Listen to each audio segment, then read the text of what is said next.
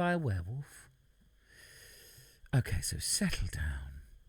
Settle in for Frederick Marryat's The Werewolf by Frederick Marryat. Before noon, Philip and Krantz had embarked and made sail in the Perequois. They had no difficulty in steering their course. The islands by day and the clear stars by night were their compass. It is true that they did not follow the more direct track, but they followed the more secure, working up the smooth waters and gaining to the northward more than to the west. Many times they were chased by the Malay proas, which infested the islands.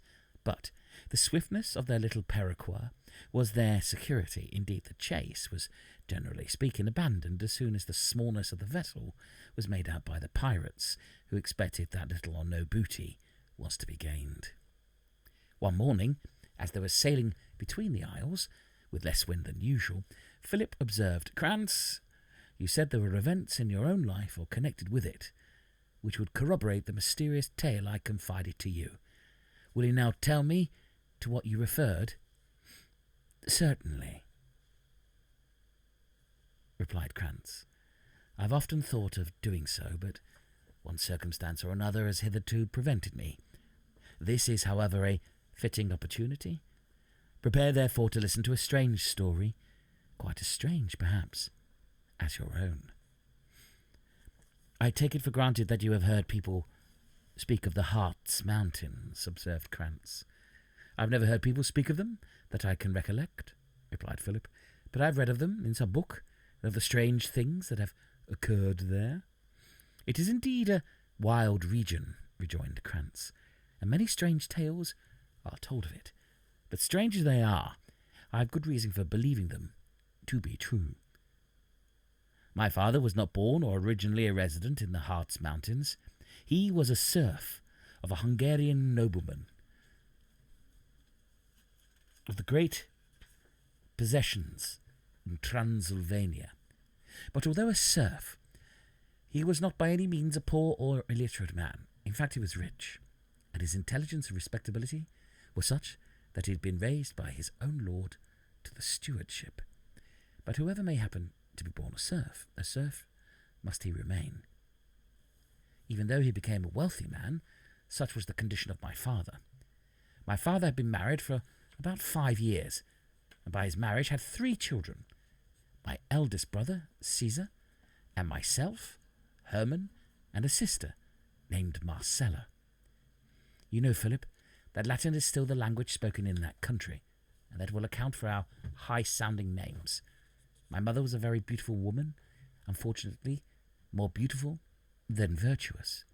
She was seen and admired by the lord of the soil. My father was sent away upon some mission, and during his absence my mother, flattered by the attentions and won by the assiduities of this nobleman, yielded to his wishes. It so happened that my father returned very unexpectedly and discovered the intrigue. The evidence of my mother's shame was positive. He surprised her in the company of her seducer. Carried away by the impetuosity of his feelings, he watched the opportunity of a meeting taking place between them, and murdered both his wife and her seducer.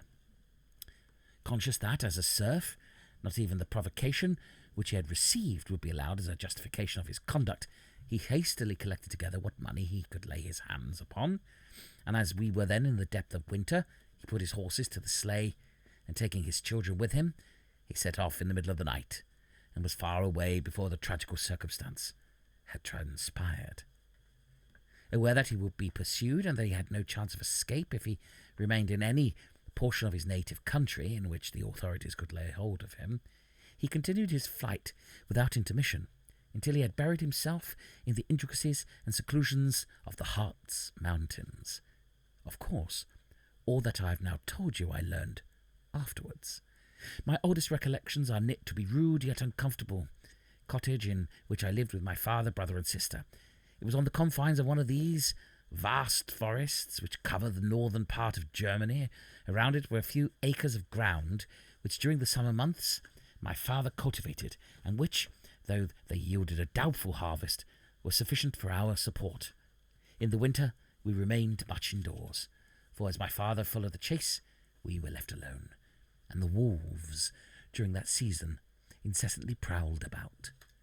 My father had purchased the cottage and land about it, and one of the rude foresters, who gained their livelihood partly by hunting and partly by burning charcoal for the purpose of smelting the ore from the neighbouring mines, it was distant about 2 miles from any other habitation.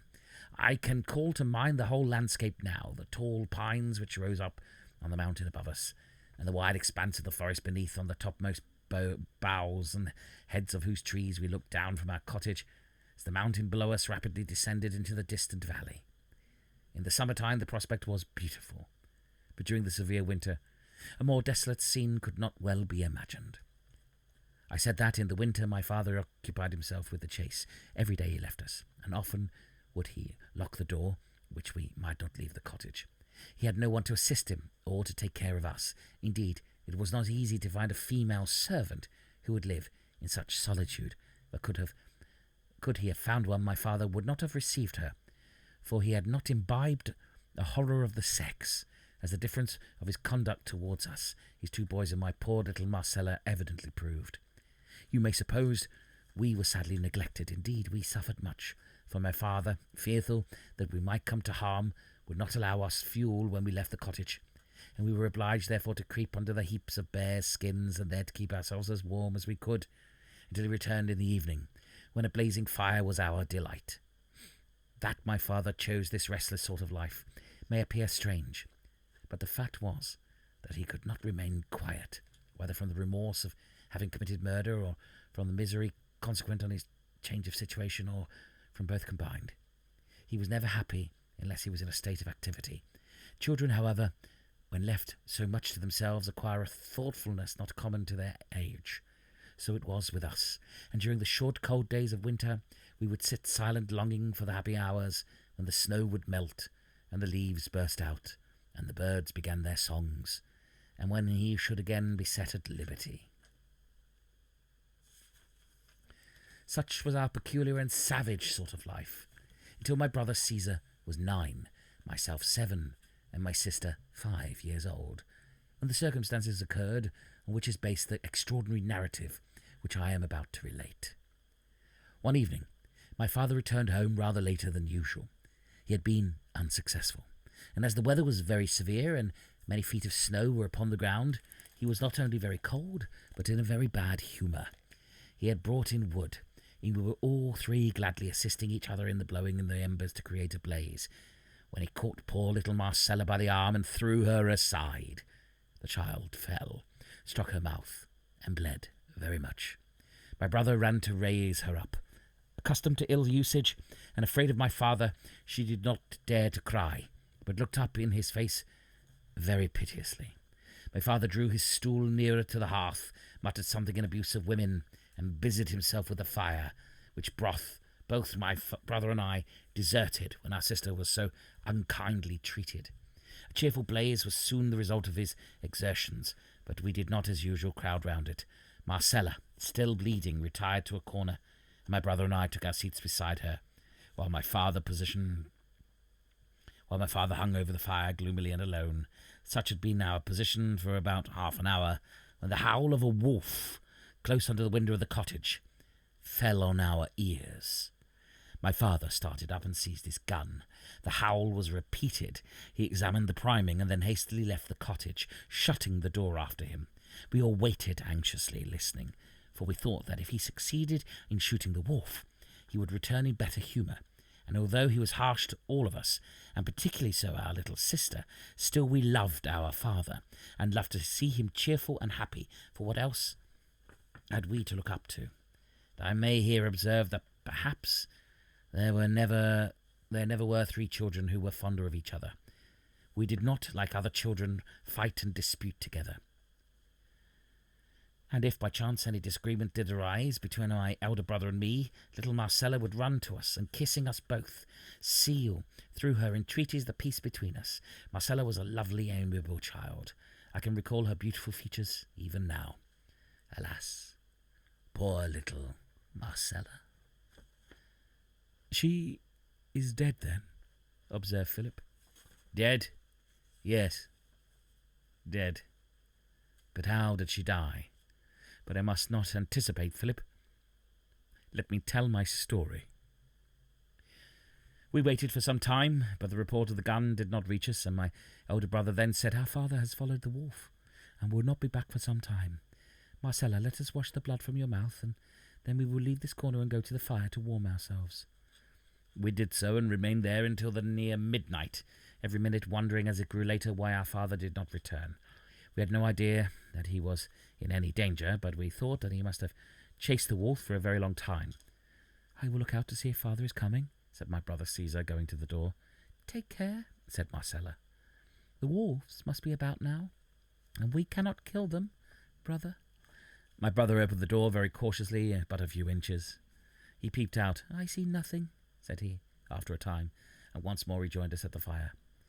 "We have had no supper," said I, for my father usually cooked the meat as soon as he came home, and during his absence we had nothing but the fragments of the preceding day.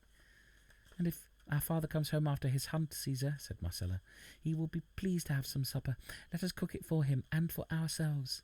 Caesar climbed upon the stool and reached down some meat. I forgot now whether it was venison or bear's meat, but we cut off the usual quantity and proceeded to dress it, as we used to do under our father's superintendence. We were all busy putting it into the platters before the fire to await his coming, when we heard the sound of a horn.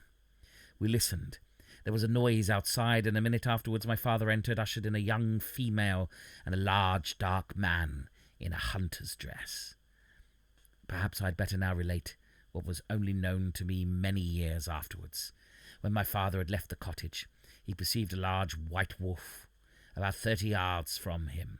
As soon as the animal saw my father, it retreated from him, slowly, growling and snarling. My father followed. The animal did not run, but always kept at some distance. My father did not like to fire until he was pretty certain that his ball would take effect. Thus they went on for some time, the wolf now weaving my father far behind, and then stopping and snarling defiance at him, and then again, on his approach, setting off at speed, anxious to shoot the animal, for the white wolf is very rare. My father continued the pursuit for several hours, during which he continually ascended the mountain. You must know, Philip, that there are peculiar spots on those mountains which are supposed, and as my story will prove, truly supposed, to be inhabited by the evil influences. They are well known to the huntsmen, who invariably avoid them. Now, one of these spots, an open space in a pine forest above us, had been pointed out to my father as dangerous on that account. But whether he disbelieved these wild stories, or whether in his eager pursuit of the chase he disregarded them, I know not. Certain, however, it is that he was decoyed by the white wolf to this open space, when the animal appeared to slacken her speed. My father approached, came close up to her, raised his gun to his shoulder, and was about to fire, when the wolf suddenly disappeared. He thought that the snow on the ground must have dazzled his sight, and he let down his gun to look for the beast, but she was gone. How she could have escaped over the clearance without his seeing her was beyond his comprehension. Mortified at the ill success of his chase, he was about to retrace his steps when he heard the distant sound of a horn. Astonishment at such a sound, at such an hour, in such a wilderness, made him forget for the moment his disappointment, and he remained riveted to the spot. In a minute the horn was blown a second time, and at no great distance my father stood still and listened. A third time it was blown. I forget the term used to express it, but it was the signal, which my father well knew implied that the party was lost in the woods.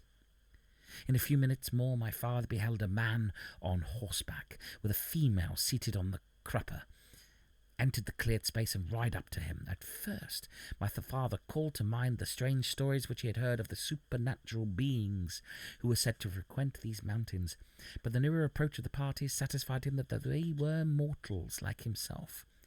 As soon as they came up to him, the man who guided the horse accosted him. "Friend, hunter, you are out late, the better fortune for us.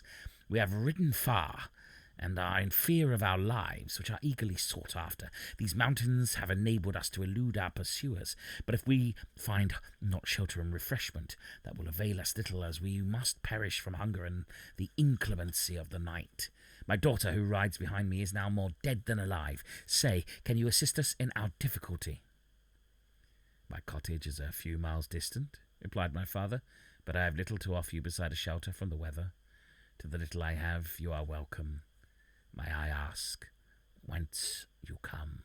Yes, friend, it is no secret now. We have escaped from Transylvania, where my daughter's honour and my life were equally in jeopardy.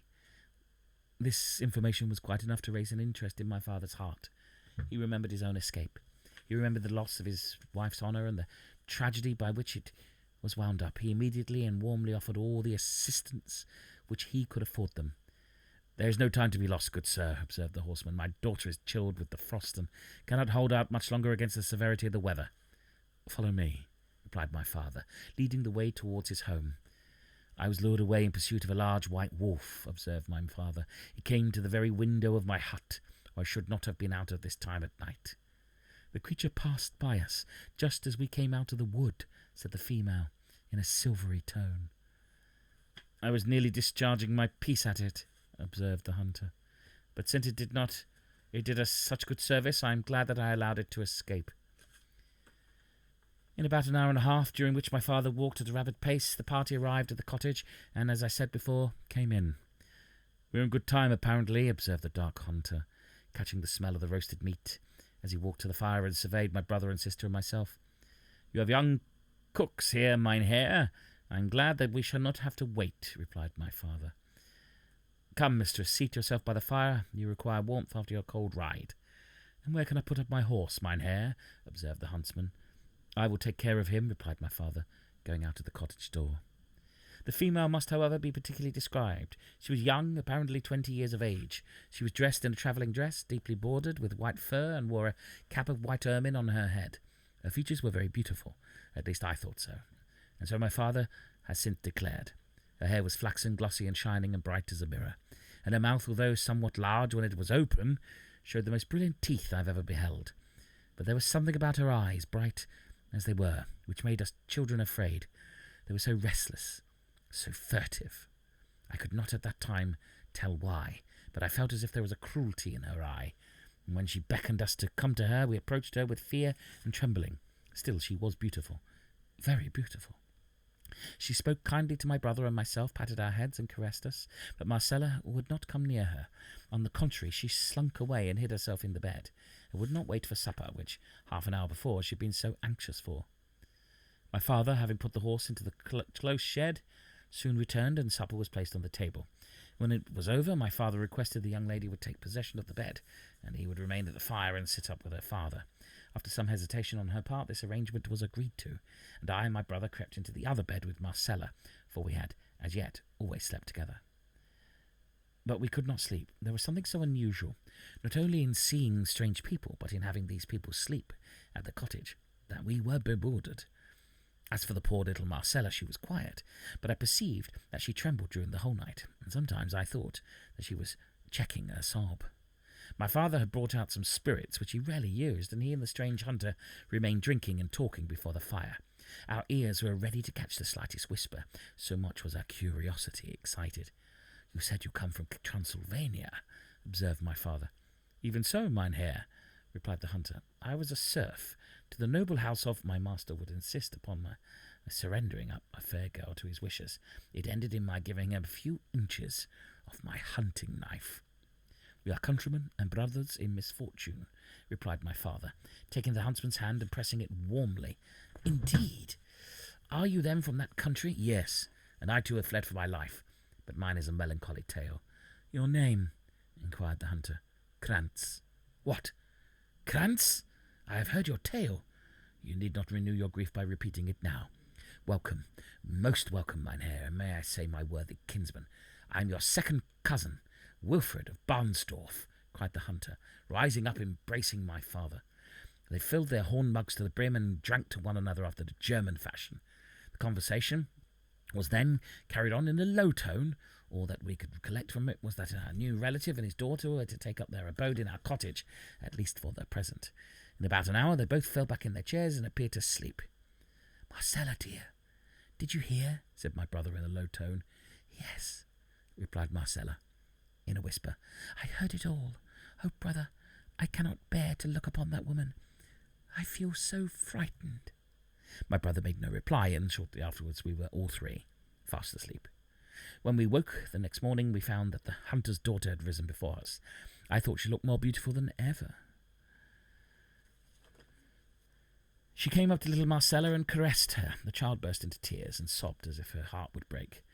But not to detain you with too long a story, the huntsman and his daughter were accommodated in the cottage. My father and he went out hunting daily, leaving Christina with us. She performed all the household duties and was very kind to us children, and gradually the dislike even of little Marcella wore away. But a great change took place in my father. He appeared to have conquered his aversion to the sex that was most attentive to Christina. Often after her father and we were in bed, would sit up with her, conversing in a low tone by the fire. I ought to have mentioned that my father and the huntsman Wilfred slept in another portion of the cottage, and that the bed which he formerly occupied, and which was in the same room of ours, was being given up to the use of Christina. These visitors had been about 3 weeks at the cottage, when one night, after we children had been sent to bed, a consultation was held. My father had asked Christina in marriage, and had obtained both her own consent and that of Wilfred. After this, a conversation took place, which was, as nearly as I can recollect, as follows. You may take my child, mine Herr Kranz, and my blessing with her, and I shall then leave you and seek some other habitation. It matters little where. Why not remain here, Wilfred? No, I am called elsewhere. Let that suffice, and ask me no more questions. You have my child. I thank you for her, and will duly value her, but there is one difficulty. I know what you would say. There is no priest here in this wild country, true, neither is there any law to bind. Still we must some ceremony pass between you to satisfy her father. Will you consent to marry her after my fashion? If so, I will marry you directly. I will, replied my father. Then take her by the hand. Now, mine Herr, swear. I swear, repeated my father, by all the spirits of Hart's mountains. Nay, why not by heaven? Interrupted my father. Because it is not my humour, rejoined Wilfred. If I prefer that oath, less binding perhaps than another, surely you will not thwart me. Well, be it so. Then have your humour. Will you make me swear by that in which I do not believe? Yes, many do so, who in outward appearance are Christians, rejoined Wilfred. Say, will you be married, or shall I take my daughter away with me? Proceed, replied my father, impatiently. I swear by all the spirits of the Hart's mountains, by all their power for good or for evil, that I take Christina for my wedded wife, that I will ever protect her, cherish her, and love her, that my hand shall never be raised against her to harm her. My father repeated the words after Wilfred. And if I fail in this my vow, may all the vengeance of the spirits fall upon me and upon my children. May they perish by the vulture, by the wolf, or by other beasts of the forest. May their flesh be torn from their limbs, and their bones blanch in the wilderness. All this I swear. My father hesitated as he repeated the last words. Little Marcella could not restrain herself as my father repeated the last sentence. She burst into tears. This sudden interruption appeared to discomposed the party, particularly my father. He spoke harshly to the child, who controlled her sobs, burying her face under the bedclothes. Such was the second marriage of my father. The next morning the hunter Wilfred mounted his horse and rode away. My father resumed his bed, which was in the same room as ours, and things went on much as before the marriage, except that our new mother-in-law did not show any kindness towards us. Indeed, during my father's absence, she would often beat us, particularly little Marcella, and her eyes would flash fire as she looked eagerly upon the fair and lovely child. One night my sister awoke me and my brother. "What is the matter?" said Caesar. "She's gone out," whispered Marcella. "Gone out?" "Yes, gone out the door in her night-clothes," replied the child. "I saw her get out of bed and look at my father to see if he slept, and then she went out at the door." "What would induce her to leave her bed and all undressed and go out in such a bitter wintry weather, with the snow deep on the ground? Oh, this was to us incomprehensible. We lay awake, and in about an hour we heard the growl of a wolf close under the window. "There is a wolf," said Caesar. "She will be torn to pieces." "Oh, no," cried Marcella. In a few minutes afterwards our mother-in-law appeared. She was in her nightdress, as Marcella had stated. She let down the latch of the door as to make no noise, went to a pail of water and washed her face and hands, and then slipped into the bed where my father lay. We all three trembled. We hardly knew why, but resolved to watch the next night. We did so. and not only on the ensuing night, but on many others, and always at about the same hour would our mother-in-law rise from her bed and leave the cottage, and after she was gone we invariably heard the growl of a wolf under our window, and always saw her on her return wash herself before she retired to bed. We observed also that she seldom sat down to meals, and that when she did appear to eat with dislike, but when the meat was taken down to be prepared for dinner, she would often furtively put a raw piece into her mouth. My brother Caesar was a courageous boy. He did not like to speak to my father until he knew more. He resolved that he would follow her out and ascertain what she did. Marcello and I endeavoured to dissuade him from the project, but he would not be controlled. And the very next night he lay down in his clothes. As soon as our mother-in-law had left the cottage, he jumped up, took down my father's gun, and followed her. You may imagine in what state of suspense Marcello and I remained during his absence. After a few minutes we heard the report of a gun. It did not awaken my father, and we lay trembling with anxiety. In a minute afterwards we saw our mother-in-law enter the cottage. Her dress was bloody. I put my hand on Marcella's mouth to prevent her crying out, although I was myself in great alarm. Our mother-in-law approached my father's bed, looked to see if he was asleep, and then went to the chimney and blew up the embers into a blaze. "Who is there?" said my father, waking up. "Lie still, dearest," replied my mother-in-law. "It is only me. I have lighted the fire to warm some water. I am not quite well." My father turned round and was soon asleep, but we watched our mother-in-law. She changed her linen and threw the garments she had worn into the fire, and we then perceived her right leg was bleeding profusely, as if from a gunshot wound. She bandaged it up, and then, dressing herself, remained before the fire until the break of day. Poor little Marcella, her heart beat quick as she pressed me to her side, so indeed did mine. Where was our brother Caesar? How did my mother-in-law receive the wound unless from his gun? At last my father rose, and then for the first time I spoke, saying, "Father, where is my brother Caesar?" "Your brother?" he exclaimed. "Why, where can he be?" "Merciful heaven, I thought as I lay very restless last night," observed our mother-in-law, "that I heard somebody open the latch of the door, and dear me, husband, what has become of your gun?" My father cast his eyes up above the chimney and perceived that his gun was missing. For a moment he looked perplexed, then seizing a broad axe, he went out of the cottage without saying another word. He did not remain away for long. In a few minutes he returned, bearing in his arms the mangled body of my poor brother. He laid it down and covered up his face. My mother-in-law rose up and looked at the body, while Marcella and I threw ourselves by its side, wailing and sobbing bitterly. "Go to bed again, children," she said sharply. "Husband," continued she, "your boy must have been taking the gun down to shoot a wolf, and the animal has been too powerful for him. Poor boy, he has paid dearly for his rashness." My father made no reply. I wished to speak, to tell all, but Marcella, who perceived my intention, held me by the arm and looked at me imploringly, that I desisted. My father, therefore, was left in his error, but Marcella and I, though we could not comprehend it, were conscious that our mother-in-law was in some way connected with my brother's death. That day my father went out and dug a grave, and when he laid the body in the earth, he piled up stones over it, so that the wolves could not be able to dig it up. The shock of this catastrophe was to my poor father very severe. For several days he never went to the chase, although at times he would utter bitter anathemas and vengeance against the wolves. But during this time of mourning on his part, my mother-in-law's nocturnal wanderings continued with the same regularity as before. At last my father took down his gun to repair to the forest, but he soon returned and appeared much annoyed. "Would you believe it, Christina, that the wolves, perdition to the whole race, have actually contrived to dig up the body of my poor boy, and now there is nothing left of him but his bones?" "Indeed," replied my mother-in-law. Marcella looked at me, and I saw, in her intelligent eye, all she would have uttered. "A wolf growls under our window every night, father," said I. "Aye, indeed. Why did you not tell me, boy? Wake me the next time you hear it." "I saw my mother-in-law turn away. Her eyes flashed fire, and she gnashed her teeth." My father went out again and covered up with a larger pile of stones the little remains of my poor brother, which the wolves had spared. Such was the first act of the tragedy. The spring now came on, the snow disappeared, and we were permitted to leave the cottage. But never would I quit for one moment my dear little sister, to whom, since the death of my brother, I was more ardently attached than any other. Indeed, I was afeard to leave her alone with my mother-in-law, who appeared to have a particular pleasure in ill-treating the child.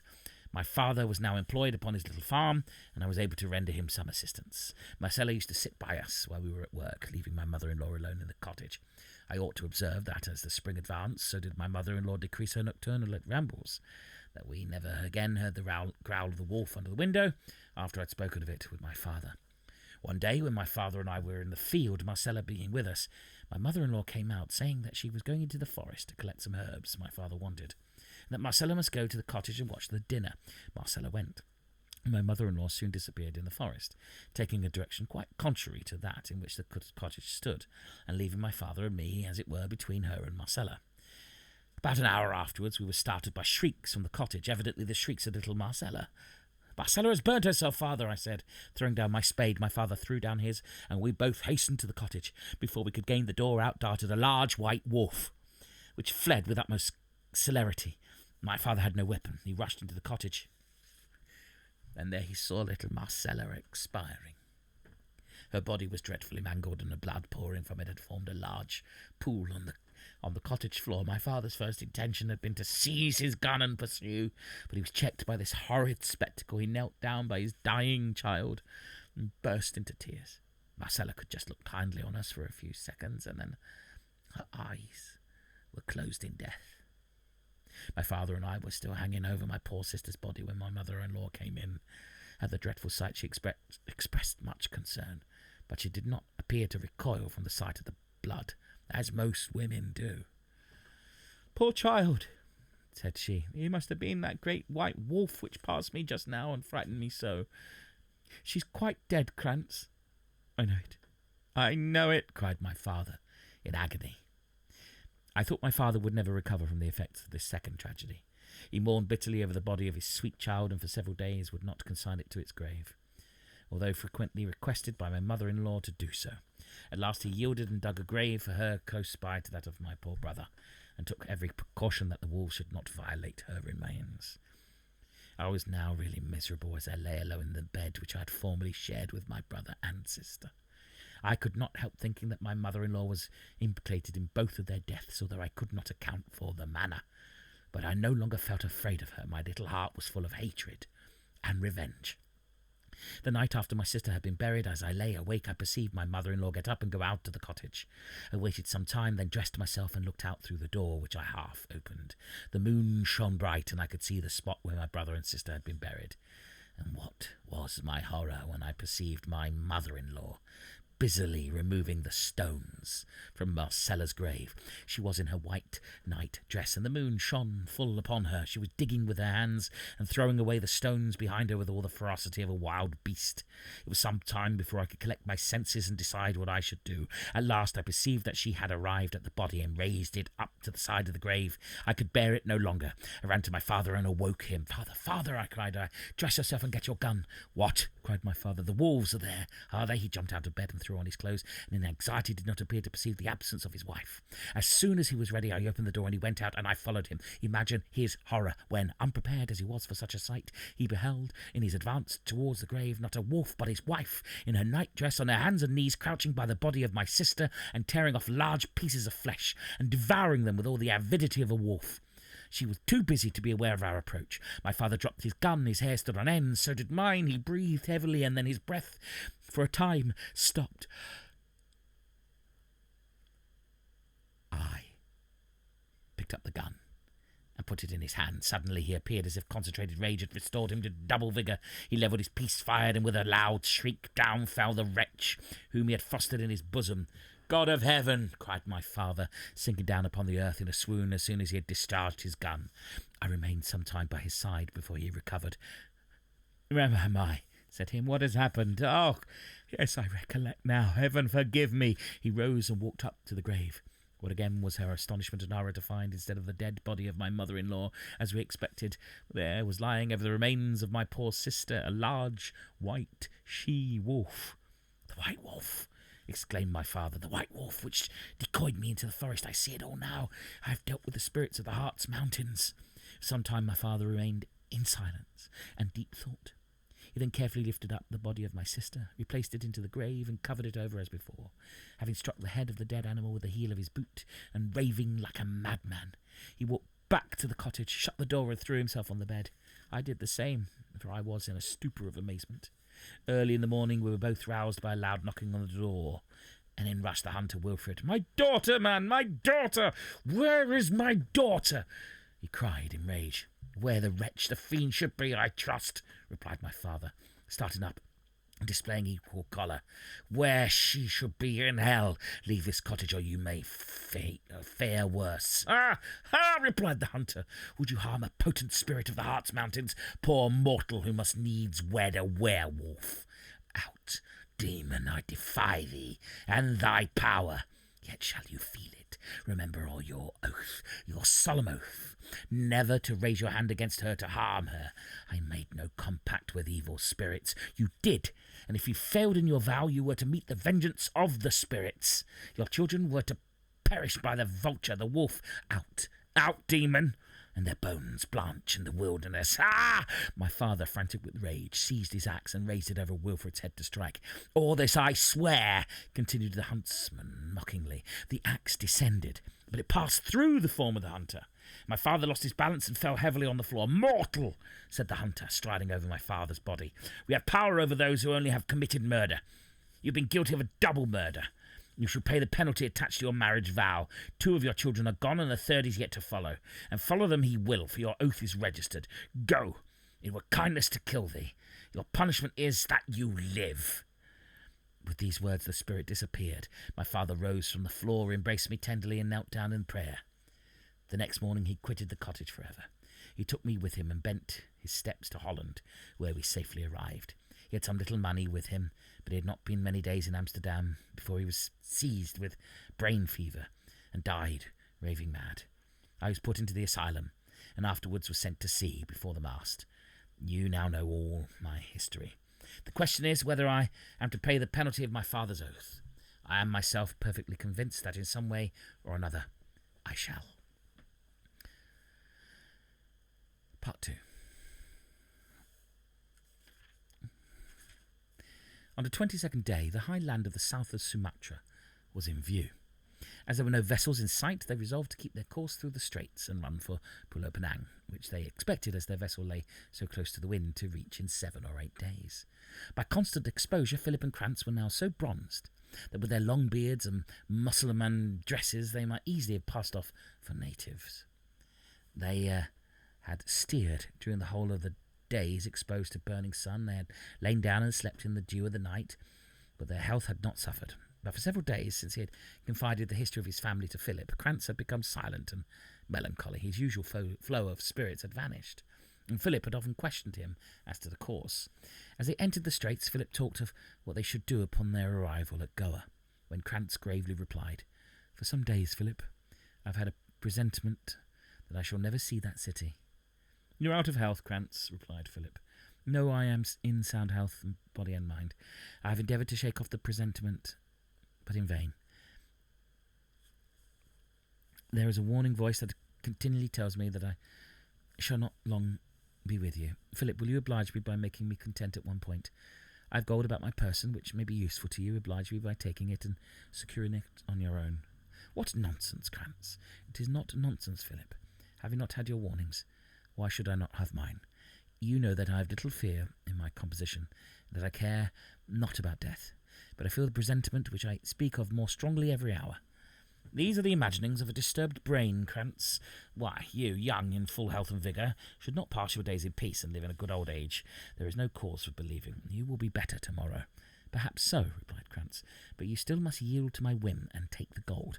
If I am wrong, and we do arrive safe, you know, Philip, you can let me have it back," observed Krantz, with a faint smile. "But you forget. Our water is nearly out, and we must look out for a rill on the coast to obtain a fresh supply." "I was thinking of that when you commenced this unwelcome topic. We had better look out for the water before dark. As soon as we have replenished our jars, we will make sail again." At the time this conversation took place, they were on the eastern side of the strait, about 40 miles to the northward. The interior of the strait was rocky and mountainous, but it was slowly descended to low land of alternate forest and jungles, which continued to the beach. The country appeared to be uninhabited. Keeping close to the shore, they discovered, after 2 hours' run, a fresh stream which burst into a cascade from the mountains and swept its devious course through the jungle until it poured its tribute into the waters of the strait. They ran close into the mouth of the stream, lowered the sails, and pulled the Paraquar against the current until they had advanced far enough to assure that the water was quite fresh. The jars were soon filled, and they were again thinking of pushing off when, enticed by the beauty of the spot, the coolness of the fresh water, and wearied with their long confinement on the board of the Paraquar, they proposed to bathe, a luxury hardly to be appreciated by those who have not been in a similar situation. They threw off their Mussulman dresses and plunged into the stream, where they remained for some time. Krantz was the first to get out. He complained of feeling chilled, and he walked onto the banks where the clothes had been laid. Philip also approached nearer to the beach, intending to follow him. "And now, Philip," said Krantz, "this will be a good opportunity for me to give you the money. I will open my sash and pour it out, and you can put it in your own before you put it out." Philip was standing in the water, which was about level with his waist. "Well, Krantz," said he, "I suppose if you must, so it must, but it appears to me an idea so ridiculous. However, you shall have your own way." Philip quitted the run and sat down by Krantz, who was already busy shaking the doubloons out of the folds of his sash. At last he said, "I believe, Philip, you have got them all now. I feel satisfied. What danger can there be to you, which I am not equally exposed to? I cannot conceive," replied Philip. "However," hardly had these words been said, and there was a tremendous roar, a rush like a mighty wind through the air, a blow which threw him on his back, a loud cry, and a contention. Philip recovered himself and perceived the naked form of Krantz carried off with the speed of an arrow by an enormous tiger through the jungle. He watched with distended eyeballs. In a few seconds the animal and Krantz had disappeared. "God of heaven, would thou hadst spared me this," cried Philip, throwing himself down in an agony on his face. "Oh, Krantz, my friend, my brother, too sure was your presentiment. Merciful God, have pity, but thy will be done." And Philip burst into a flood of tears. For more than an hour did he remain fixed upon the spot, careless and indifferent to the danger by which he was surrounded. At last, somewhat recovered, he rose, dressed himself, and then again sat down, his eyes fixed upon the clothes of Krantz and the gold which lay on the sand. He would give me that gold. He foretold his doom. Yes, it was his destiny, and it has been fulfilled. His bones will bleach in the wilderness, and the spirit hunter and his wolfish daughter are avenged. The Werewolf by Frederick Marryat.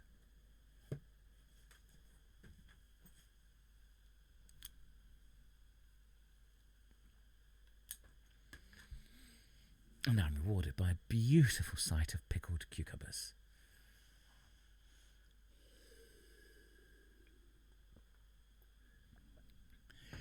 Oh, I like the stormtroopers. Thank you. Tell me what you thought.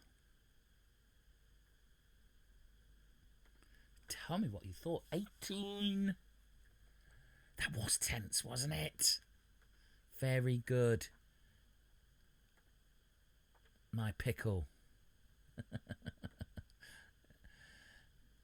The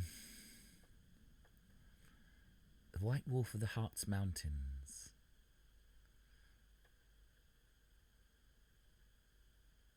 I really liked it. It was a bit longer than I thought.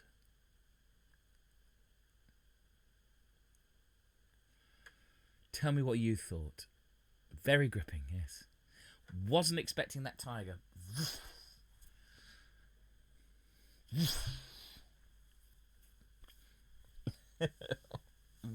Visceral, wasn't it? Visceral. I'm just going to go and get some water. Back in a minute. Have a chat with Edith.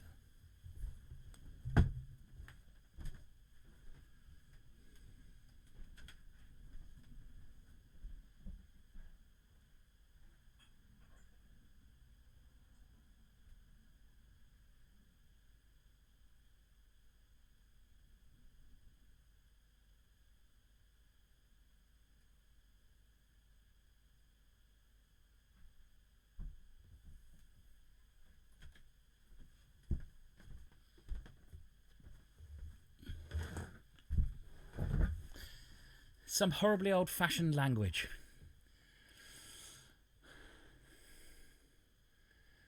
What, like what? About women? Attitude, yeah. Or their particular words?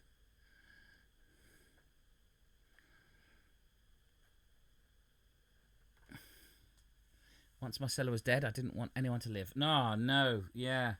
It was foretold, though, wasn't it? Was it foreshadowed?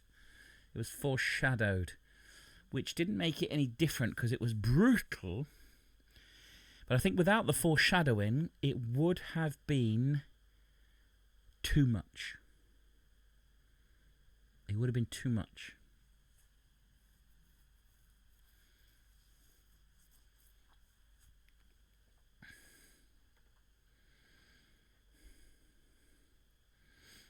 But I liked it. Is that bad? Is that bad that I liked it?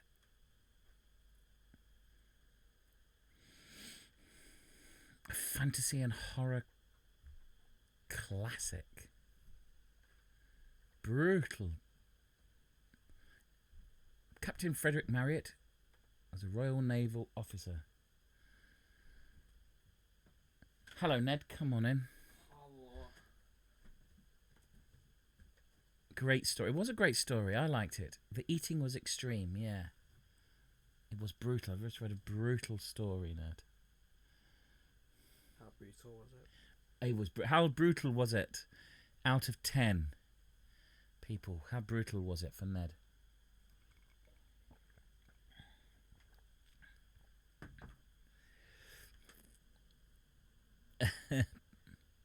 Frog. Hi, Ned, says BP. Hey. Look at that pickled cucumber. 6 out of 10. Oh, really? Flipping brutal. At least 8.5. I would have said 8. Josie's cold. Female. Yeah, I suppose it sounds disrespectful to today's ears.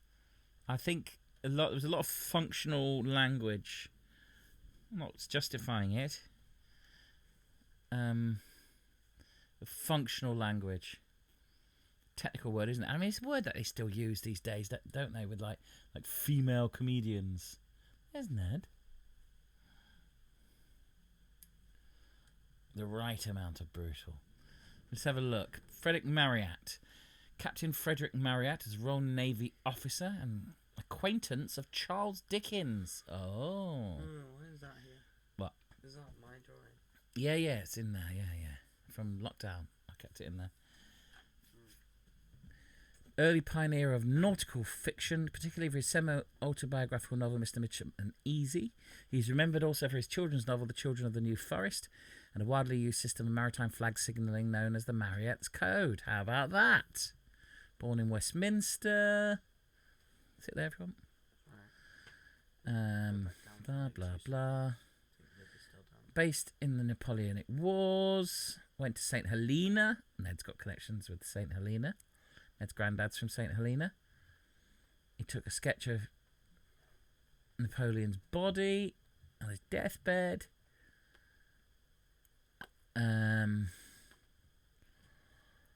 He edited the Metropolitan magazine, which we've heard of. Chat magazine. He invented Chat magazine and wrote the story, which includes the first female werewolf to appear in a short story. Careless writing he was criticised for.